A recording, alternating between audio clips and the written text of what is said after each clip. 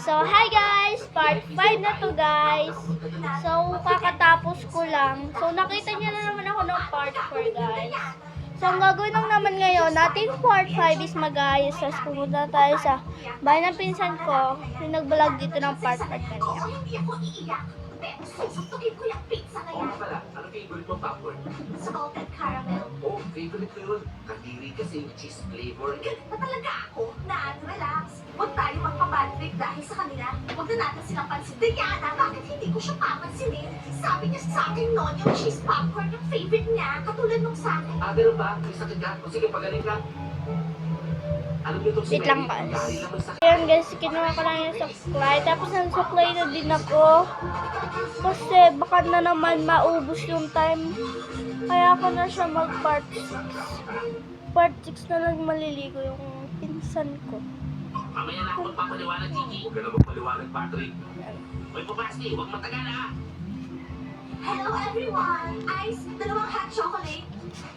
Wala si Ice dito. Kanina pa ako naghihintay sa chocolate ko. Ano ba yan? Sigurado nagkikiss sila ni Pizza sa toilet. Na, di ba nag-usap na tayo? Tama na. Okay na yan ah. Inupin na natin yung green tea natin tapos umalis na tayo dito. Ken, anong nangyayari? Magpupulbo. Gusto niya pa din ba si Diana? Rina, tabi ka dyan. Kung makita si Diana. Wala kasi si Green. Kaya sigurado, sasabihin na naman ni Dima, in love sa kay Diana. Di ba? Mas mabuti pa huwag mo nang habulin si Diana. Kapag nalaman niya ni Green, nagod ka. Anong habulin? Tumatakbo ba ako? Hindi mo nakikita. Nakupo ako dito.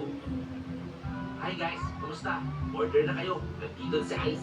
Ice, gusto ko na. Sa wakas, nandiyan ka na. Kanina pa ako naghihintay sa hot chocolate ko. Kanina pa, nandiyan ka lang pala, nanliligaw. Wala ka ng tip sa akin.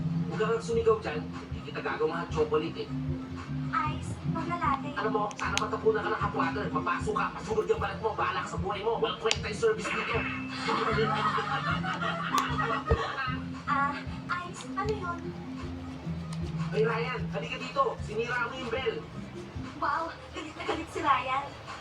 Buti kaya kay Ice. Bahala siyang ayusin yung bell. Dahil sa ginawa ng Ryan na yan, sarado mo na yung cafe ngayon. Kailangan mo ba ng tulong? Hindi, pizza, kaya ko na. Ha? Yana, tingnan mo. Hinihintay niya ako. Leila, mukhang hindi naman. Hindi siya nakatingin sa'yo. So yan guys, tapos na ako mag-ayos. Tapos pupunta na kami sa bahay ng pinsan ko si Sunday. So, abangan nyo na lang sa part 6 guys. Pero papunta na kami. Let's go!